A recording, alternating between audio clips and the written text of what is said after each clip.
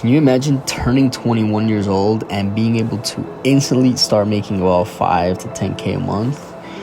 Well, for our guest today, it is very possible, and he's going to be sharing exactly what he's doing. So, if you're ready to start cooking, then come on in.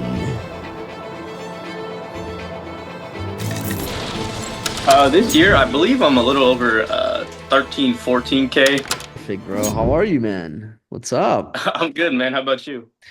I'm doing really well, bro. Everything's going great. And March Madness has been madness. How's your bracket looking? Oh, I mean, like just I actually don't even care about any of the teams. I don't really care about the sport itself. I'm talking about betting itself. Right. So yeah, I'm probably like, yeah, it's a little weird maybe, but like I just don't haven't watched a single game, never cared about a single game. I just follow the numbers, bro. That's it. Always, always. Which is the interesting part about this. But yeah, let's talk about your story here, man. How's it going for you? It's going pretty well. I think I'm sitting at 5,800 profit this month, and then there's still 2 weeks ish left, so hoping to just go up from there. Nice, man. That's really fucking good, bro. So what about this year? How's that looking for you? This year, I believe I'm a little over 13, 14K. There's been some bumps, I'd say, but I've kind of leaned into the partnership accounts and everything. So trying to that's going. So Okay. Well, what were those bumps? Like the just limits and uh, stuff like that? yeah, limits, and then kind of just getting into the life of like P2s and all of that. Yeah, yeah, betting partners is usually what happens. So how long have you been betting for? What's the story? When did that all start? Yeah, so when I was 18, my buddy called me and he was just like, "Hey, can you use my promo code for Price Picks?" And I was like, "What's Price Picks?" And then he kind of told me from there, and then I got into it, and then like I did it for 2 or 3 months, and I was like, "Man, this kind of like sucks. There's got to be like a way to win consistently." So then I searched up on YouTube. I found you and Billy and Alex, and I was like, "Oh, this is completely." Different game. And then from 18 to 20, I was just using sweepstakes books and DFS sites. And then I'm 21 right now. And then when I turned 21, that's when I got into arbitrage, EV, and just all of that. And then it's just been progress from there. Nice, man. How did those first 2 years go when you were just using sweepstake stuff? It was definitely a little harder, I would say, than it is now, just because when you're doing the daily fantasy sites, obviously you'll see more negative variance, and then that was just kind of something I had to swallow. But I was only on 3 books, and I was profiting consistently, so you can definitely make it work. I had Price Picks, Underdog, and Fliff, and those were the only three, and I was still making it work pretty good. So. Yeah, yeah. The flip was really, I mean, it still is beatable, but when they first came out, it was just easy mode, really. Like they were just super bad. I think the limits were a little low though, and then they started increasing them from 250 to 500, and now the limits are like $1,000, right? How has that been going for you with those higher limits? Are you still using that, or is that gone for you?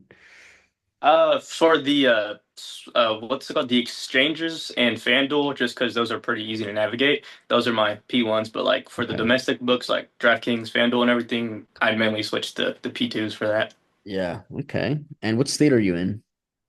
I'm in Kansas. Kansas. Oh, there's a good amount of books there actually.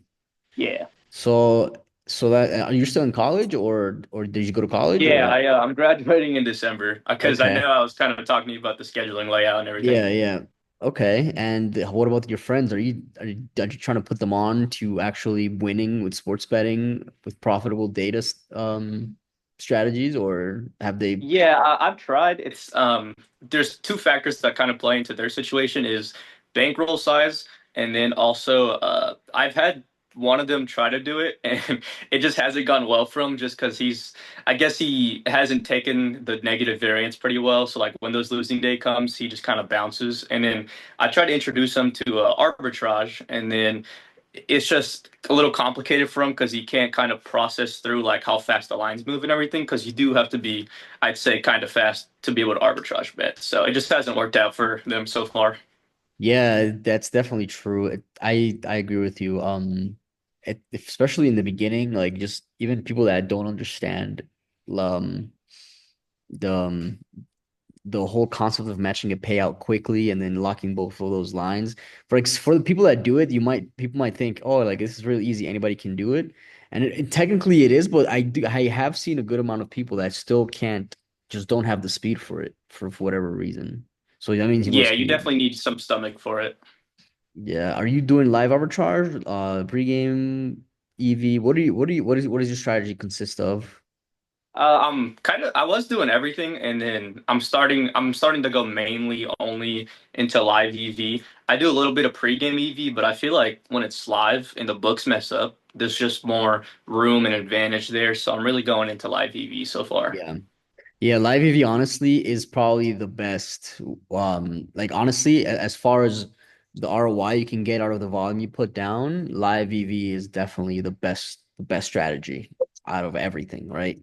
And if you can stomach the variance, right, and you understand the variance, it's you get more out of it, really. And you don't, so that's good that you would. So what is your live EV strategy consist of? So for my filters, since it's on big slate days, I probably push it to about 3%, and then I'm kind of just going from there. I'll still look at the lines even though it pops up, and I kind of really just want to compare it to Pinnacle. So that's what I'm going Yeah. with. And then my range is like plus 200 max and then minus 200. So not like crazy favored underdogs or crazy favored overs. So that's just kind of what I'm going with. And then something that I've learned from Artfather is even if you have like a decent bankroll, you still want to be able to get down 50, 75, 100 bets per day. So my main thing is just volume. I try to make sure I get down 75 bets per day and then just the math works itself out. Yeah, you're doing it right. Honestly, live betting off of Pinnacle is guaranteed wins in the long run. It's just so good, especially if you're looking at lines that are a little lower or higher than Pinnacle instead of just the odds. Like I'd say Pinnacle's at like 120 or whatever, and you're getting a 118 for like a total and obviously hit the over. Um so yeah, what do you look at specifically when you're looking at the EV? Just basically be off or anything else you look at?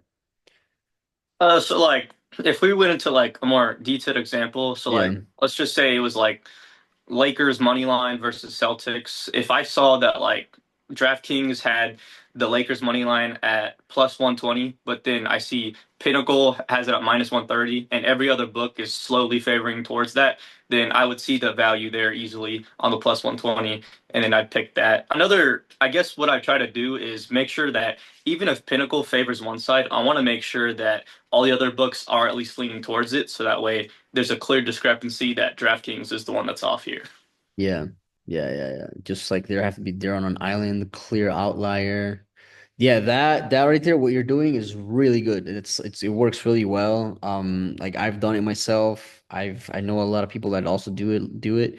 And I'm glad that you're doing live EV and because most of the people that like I can find everybody's just arbing and arbing, which is fine. And it's great. It works, no problem. But live EV is definitely is more valuable. It just says that you just get more out of it. And you don't really there's no room for those mistakes that appear in live arbing where like you might lock a one side in and then the other side locks away and then you had to hedge for a loss. Like when you place a live EV bet, it's an EV bet. And that's it. You don't have to worry about locking it in or the line shifting in the other book. So you're just like you could even become get more volume down even faster because Yeah. each bet is an EV bet, right? Yeah, and that is something I kind of wanted to talk to you about. Is that your main betting strategy, just live EV? Right now, it's just live EV and some. It's funny enough because I'm doing some pregame arbs, but on Pinnacle Hmm. and the exchanges. So since I know Pinnacle never limits and I know the exchanges never limit, then I have no problem doing pregame arbs with that. And live, yeah, live is just basically live EV stuff. That's basically what I do. That's That's my actually a strategy. solid idea. Get into Pinnacle that doesn't limit, and then you have the exchanges. Do they combine well with each other? Do you usually see a lot It's of so good good, arcs? man. It's incredible. It's incredible. And prop builder, like it does, prop builder does limit, which prop builder is bet online, bet DSI has prop builder, bet there's like 6 or 7 or 8 books that have the prop builder. So you could get like 2 or 3 months out of that, but then you have 7 different ones, and then you go into P2 range, which you can make that last 1 year, 2 years. But right now, my experience with Pinnacle and the exchanges is amazing. It's been amazing. It's just pregame and it's all player prop stuff. So like there's really slow. It's like and you could lock in like 1.5% and up ARBs, 1.5 to about 3% pregame. And yeah, it's crazy. So that dabble into that if you can get a Pinnacle account. And anybody listening, it's crazy. Definitely Yeah, recommend. for sure. I might have to. Yeah. Okay, so yeah, clear outliers on live EV. What's your stake? Do you follow any sort of staking rule? What do you mean by that? Like uh quarter Kelly or flat staking like 1 unit, or using the Kelly criterion, or what's Uh, your unit sizing method?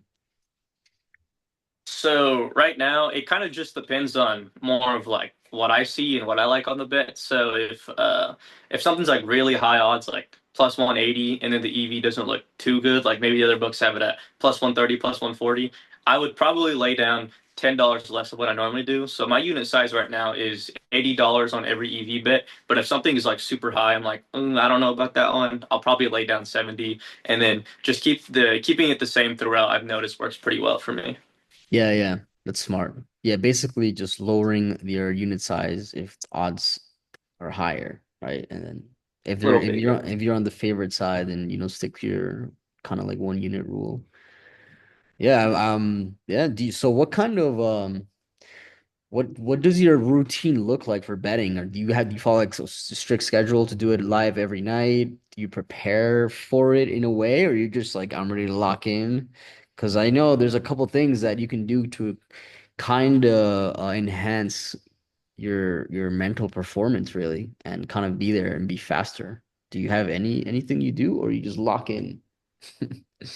Uh, so my schedule now is pretty like crazy busy just because I'm working full time. So when I get home at 5, I have about an hour to just, get ready, sit down. And then honestly, while I have the live tool up, I'm doing homework on the other end. And then if I'm like doing homework and I'm like, oh, live VV popped up, let me just deviate to that. And I honestly think for me, it's like a really good mix because it's like homework, something I don't want to do, EV betting, something I do want to do. So it's like, oh, I could use break, I could use a break, and then that's just kind of my schedule through it all, fitting it in wherever I can. Yeah, yeah. So that means you're setting your DVIG method to Pinnacle on the Odds filter.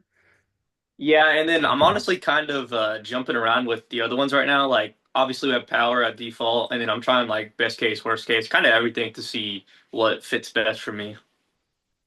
Do you have any advice on that one, by the way? Like, do you know what method works for you? Yeah, no, well, honestly, keeping keeping the width kind of tighter is kind of like a little bit more, I would say, important in that. The multiplicative, the additive, and worst case, all of that, they're just kind of like scenarios, but you don't really want to be hitting like really, really wide markets where the width is super high. So Pinnacle doesn't really know like what to set. So like kind of stay around max 40 region, right? And then just be off, be like there's a video that I made this guy that tried the strategy, the 20 cent rule. Just try to be 20 cents off of Pinnacle with about a 40 width, and if you can lock that in live and use your staking method, like you're doing, like, longer odds, a little smaller than the favorite odds, that's just solid, right? And then don't judge it with 50 bets. Place 1,000 before that's really where you want to be looking at with EV Right. Okay. betting. I get you. Because yeah, yeah. Have you messed with the width stuff at all, or you didn't, Yeah, or I've tried like 50 and 60, and then I'm learning that, like you said, tighter's a little bit better. So I'm kind of lowering it a little bit, and I think I'm finding my spot in the 30 to 40 region. yeah, that's the sweet spot. Yeah, like 40 and below obviously if it's less, it's even better, but like 30 to yeah, 40 and below is great. I was trying out 50 for a while and it just sometimes there's just it's too wide and the odds will kind of like move in between that, but when it will kind of like shift faster than when it's tighter. Um, Yeah. so what markets are you hitting? Like main markets, player props? Well, to Pinnacle, it's probably main markets, right? Or what are you doing? Yeah, definitely pinnacle in the main markets, but something I've realized even with EV is these domestic books, they ban pretty fast. So I've kind of avoided player props, and then when main lines come, I'll hit the domestic ones though. But for the exchangers and the sweepstakes, I'll just kind of hit whatever. And then there's like, little knickknacks you learn along the way. Like whenever I was arbing, or EV betting, if like 2 minutes before a game starts or something like that. I don't know why, but Fliff just closes the entire market. But if I saw something that was there and then it got taken off, right as the game starts, Fliff opens that market back up with the same exact lines. So I've learned that with Fliff accounts, I just camp that line, sit there for a minute before the game, and it's all there, EV, ARB, and it's just been beautiful. But like you said, Fliff's gotten more strict, so it's kind of hard to navigate it now. Yeah. Um, well, OddsJam like last night had an update. I don't know if you've seen it where you can kind of open when you click on the bet now, like when you click to see open the books. Now it locks there and it changes in real time in there. Before it would like close and then like it would like if a new bet popped up, it would like put it in a different order and then you would have to like kind of find, oh, this is the bet I'm looking at. Now if you click on it, it like locks at the top and I think they also fixed the Fliff feed. I think now Fliff is a little faster than it was the like all of February and March. And so yeah, since last night and today, I've seen more Fliff pop up, and I've seen it yeah be just faster. So I think yeah, try. I think now like they fixed that Fliff thing where like they're a little slow, but now it should be pretty fast. Like from my They changed experience. us so fast. Like 2024, it was perfect for Fliff, and then 25, they just suddenly got more strict, I guess, more tighter with their lines, and it's kind of crazy, but it's understandable just because they're gonna improve their software year by year or so. Yeah, yeah. Yeah, and it also depends on like the speed of the API that's pulling from all these books, like that also. And I think OddsJam, like from what I saw yesterday, like they were like way faster um than before. So I think that I don't know if I'm like I think I'm crazy, but like I'll like really like see this whole week, the next 2 weeks. So like, oh shit, this is way faster. So definitely good updates from the OddsJam side as well. Um, Beautiful. I know they want to get really good at the live game. They want to be the best odds screen for live, so they're really paying a lot of attention at that speed. Just from like what I hear inside the company, what they talk about. So it's Looking good. good for us. So yeah, they want to be the best in live. So that's great news for everybody that's using Option. They are pushing for that. They care about actually being really good. Um, and for the people that are listening from the outside, like this is, it's getting good for everybody and for you guys that are about to join and start. Um, so okay, let's see. Yeah, so what are the projections for this year for you for betting? You want to keep doing this like every night? You want to take some time off in the summer? What does that look for like for you? I really want to do it as much as I can because I've seen like you and Billy, Alex, our father, like all these guys are doing it full time, and I'm thinking like, could I make that a reality? And then obviously it's a little unknown with how sports betting is going to look in the future. So I feel like if it looks sustainable and everything, then I would definitely want to take that leap and give it a shot. But I just got to see how this year goes really with, NBA kind of close to ending and then the dry season of MLB and WNBA. So just kind of feeling this year out and then I'll probably make my decision next year. Yeah, yeah. Same. It's funny because same rules will apply in the summer with MLB, WNBA, and tennis. And now, like saying it again, I'm really curious to see with this odds and feed being faster, how much better it's gonna get for those sports. But the strategy that you're using to Pinnacle for main markets for live EV is the best strategy. That Okay. is the best one. Like so, like using DVig into Pinnacle and being off Pinnacle for main markets because they are the fastest live to update to the real time scenario. So, catching all the soft books to Pinnacle in whatever market, whatever sport, um, is going to be a good bet when you place 1,000 of those, right? And so this is what I keep saying. Like people getting into live EV or EV betting in generally, especially the people coming from Arbing or adding Arbing or adding live EV to the Arbing 1,000 bets, 2,000 bets, 3,000. I know it's kind of like a little hard because Arbing spoils people because it's lock guaranteed. And so when you lose 3K in a day from variance, you're like, oh, I gotta stop. And then you might have just stopped when the next day you could have been up four or something like that. So but you know this, right? Like you write the variance, right? What has been the worst day for you? Worst, worst day was probably losing 2,000. But when I first started EV betting, the thing that like I regret to this day is I went on like a hot streak, and then I had four losing days in a row. The fifth day, I had another losing day, really kicked my butt, and then the sixth day I was like, okay, you know what? Maybe I should take a rest. And then my friend was doing it at the time, and on day six he was like, dude, I just went up massive, and I was like, the one day I take off. So now in my head I'm just like, okay, I'm getting my butt kicked now, but like tomorrow could be the day where everything just flips. And I've seen that now. That's usually what happens is I'll go 4 days, maybe like each day is a loss of $100, $100, $100, $100, and then I'm down 500. But then day six could be the $1,500 profit day, and it all just makes up for it. So it's really weird how the math works, but I love it in a way because it's kind of beautiful to watch. Yes, yes, yes. There's a great video, or there's a website, sports betting calculators. You could do variance simulations. There's also a couple of those in the YouTube channel here for Ozzy. I made one. It's called variance simulation. You probably see it in the thumbnail, and you can see it in action, and you can see like the different like sometimes you like there's one player that's like up here with the same bets, and then there's another player that's like down here with the same bets, and then later down they kind of like start getting closer together because that's just the law of large numbers how that works. So You might yeah, have to. I love doing like runs like that, tests like that. I love seeing it for myself before like I kind of get into that. So that sounds really cool.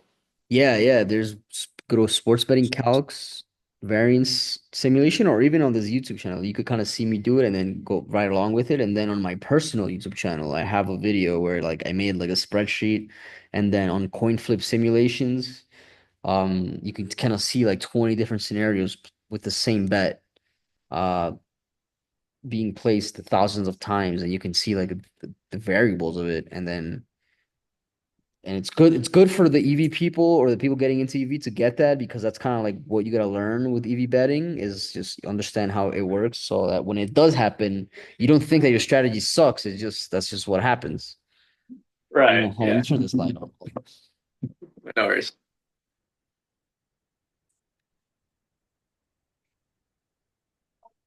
Okay, there we go.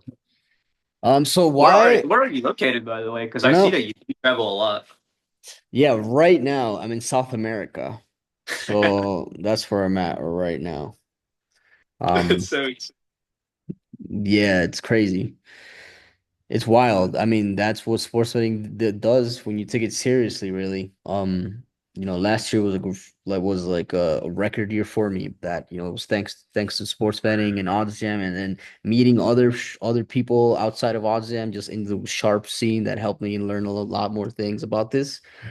But yeah, that's why I like these calls because I like talking to people that are like in their journey starting out. Because when we were starting out, there was nobody really making content. All you see was like the couple of Alex videos he had in 2022.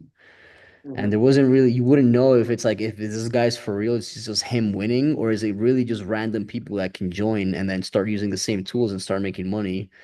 And then that's why, kind of like to bring people on and then share their story, and see what they're doing to see if they could help other people. But yeah, I agree with everything you're saying about live view with Pinnacle. It's the best way to bet. Um, Especially main markets, like main lines, like main markets. Right. Let's see.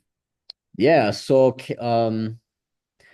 s- damn, yeah. So right now there's like about a month left of heavy volume, so like go as hard as you can. It's gonna be slower in the summer, but it's still really profitable. But yeah, I mean, I think we pretty much covered everything. I like that we spoke about Yeah, live quick. EV.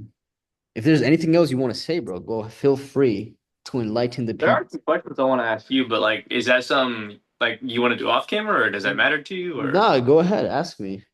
Okay. Have you ever had like a losing month? Because I've noticed that like sometimes in Yes. my head it lingers where it's like, okay, I've lost like a good amount of days in a row. Is this the month where it goes negative and then just that kind of thing? Like, have you ever seen the variance not work out for you basically Yes. in the So long run? yes, when you're doing EV betting, expect to lose 1 month. It could be your first month in, it could be 10 months down the road, but you will have losing months. I've had like 4 losing months in the last 2.5 years. Oh, so like not very many at all. Yeah, yeah, it's but like not a massive, like not like a crazy, definitely the biggest month has been bigger than the biggest losing month. But the good thing about it is that it was all on my own accounts. I haven't had to really look at betting partners, stuff like that, because so there's like a trade-off with EV betting. Like you can stick to just like not bothering people or like having to worry about all that stuff. But yeah, and a lot of people that do EV betting, I know, but they understand it and they see the value of it because either way, the volume you put in has made them more than if you would have been arbing, if that makes any sense. Right. And then just I've tried to like, so you don't use betting partners currently? Right now, I have one for one account. Everything else is all me. And that's just how it's been since you've started this? This no, this betting partner just got like literally last month. Oh, Yeah. so you're able to like maintain your account from when you started to now. Yes, because I never arbed ever.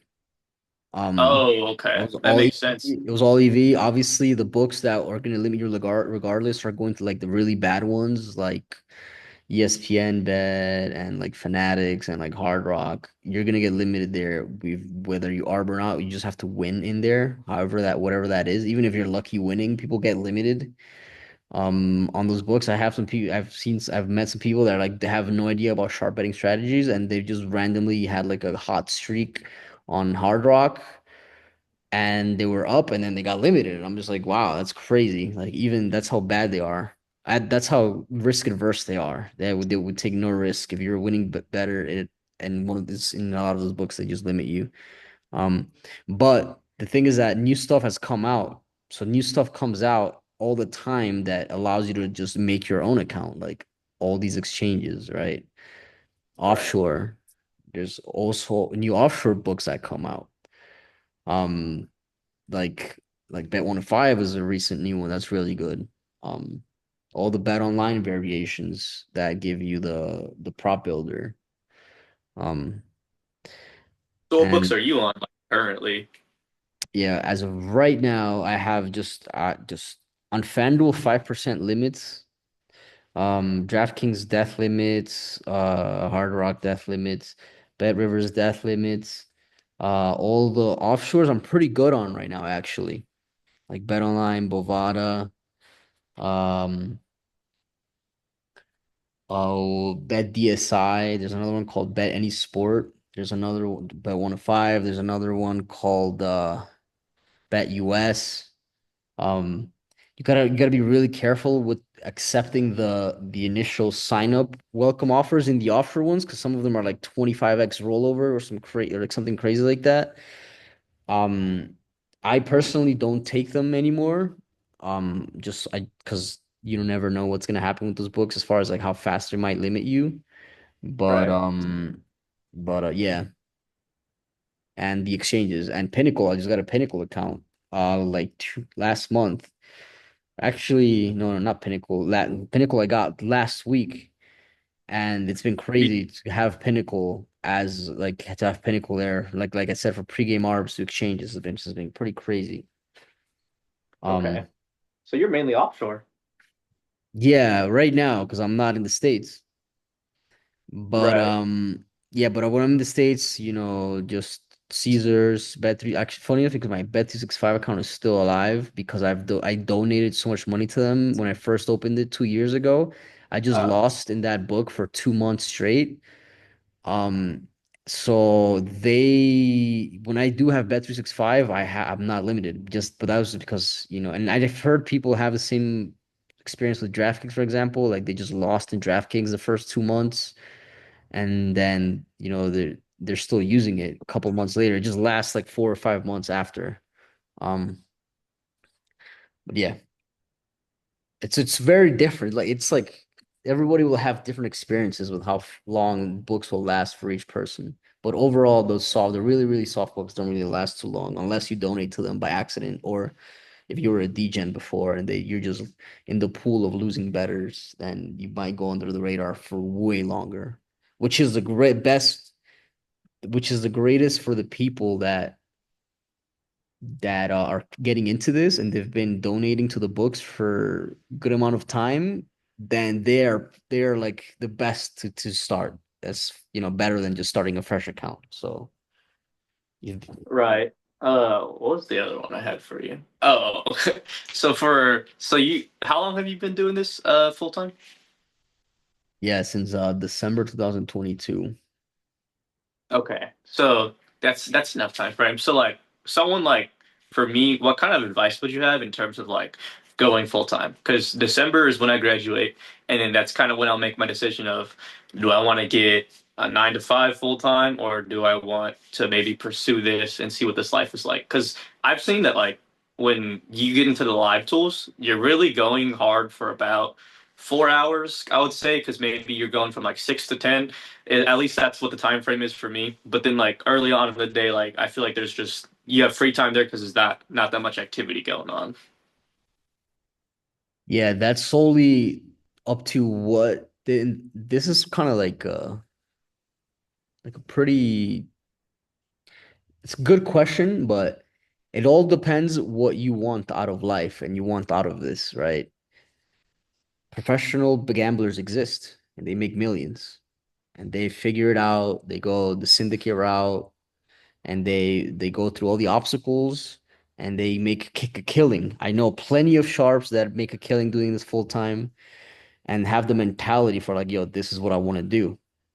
And then I have the people that are just like they like what they do, or they're kind of like not, they're kind of like, oh, I don't wanna like face the limits and they not know what to do or any of this stuff.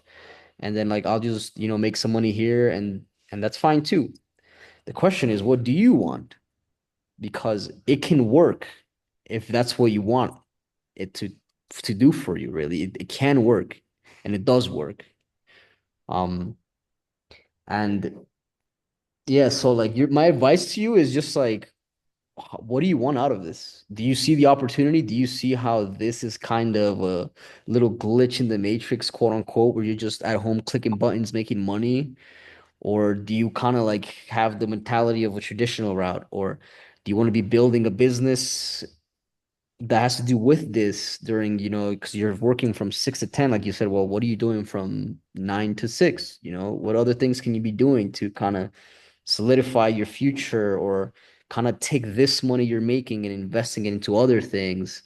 And then what other skills are you building for yourself that are valuable that you can't really learn in college, like real life stuff?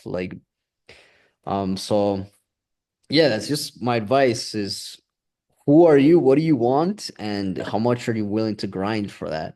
But to do this professionally and make a lot of money is very possible, and a lot of people do it. So, Okay. I guess that makes more sense. I think the easy answer would just be to do that full time, live the life, because it's like I've studied, researched like side hustles, and nothing comes close to this. And this is also the career where like you don't have to be on a scheduled time every single time, busting 8 to 10 hours. Because like, do you know how like upset it makes me whenever I'm like, man, that was a rough 9 to 5, and then I go home 2 hours in a live EV. It's like, well, I just made the weekly paycheck. Like that kind of thing makes me go crazy sometimes. Yeah. And that's where there's yeah, that's where there's that thing because the whole 9 to 5 thing has been like 100-year-old tradition, and this is like a brand new concept of just the online world of making money. It's like 10 years fresh, right? Right. I would say 10 years. Like I would say when social media started getting kind of bigger, which was like the early 2010s, is kind of when like, oh snap, we could make money online. And now with tech stuff and IT and AI, and now it's like, wait, there's 100 years of traditional 9 to 5 mentality, after the industrial age. And now there's like the world of online entrepreneurship and content creation and personal branding and all of this stuff that is brand new, that is only going to take over and get bigger. That it's solely up to the visionary to see where we're at in today's human history point anchor and where we're going. So, Yeah, I guess that's fair. I think my last question for you would be, what does your day to day look like? Because I kind of mentioned that like like live, you're grinding for like 4 or 5 hours in the evening. So like, what does your daytime look like? Are you doing businesses or something? Like, what is that for you? yeah, so I have like a little betting group, and it also helps me get volume down, where because I travel, and sometimes I'm not in a place where I can get volume down. But yeah, I wake up, read, journal, meditate, exercise. I like to cook. I cook all my meals, so I really like the freedom to make my own food. That's right. That's a Thank you. luxury to me. I don't like ordering like random BS on or fast food and all of that stuff. Like no, I like good eating good. I like sleeping well. I don't like rushing to anything. I don't like feeling pressure of like, oh, you have to get this done for that. And I was just like, I like the freedom. I'm a musician. I play music. I play instruments. I also like producing music. I also like doing video work for some clients. Others like I have a little video production business as well. Um, so yeah, I do it. I live life full time and do everything. No, that's insane, and that's literally the life I want. To be able to wake up and just be like, what do I actually want to do today? And then when I think of it, it's like, Yeah, oh, I can do that. I can afford that. I do have the yeah. time for that. Like that sounds great. Like you seem like you're living life and it's perfect. Yeah, I mean, like life has its ups and downs, like in everywhere. But I built that's what built in my 20s. I turned 30 4 months ago, but that's what I looked for in my 20s. It's like I want to be doing this, like just like building the skill set and just figuring out business and all this high value skills that you need. So might end any second. So if it does, thank you guys for listening. That's everything I It have. was like a So back and forth interview. So all the angry people in the comments saying, "Oh, you talk too much" or whatever it is, like that's the whole point of this. It's to discuss. Sometimes I speak, sometimes they speak, but at the end of the day, we want to provide value. That is it. yeah, I feel like I have so much more to ask you because like you Yeah, were we a could. pioneer thing, but I can't think of it right now. So this might be like a DM thing or something. I don't Yeah, know. DM me. Feel free.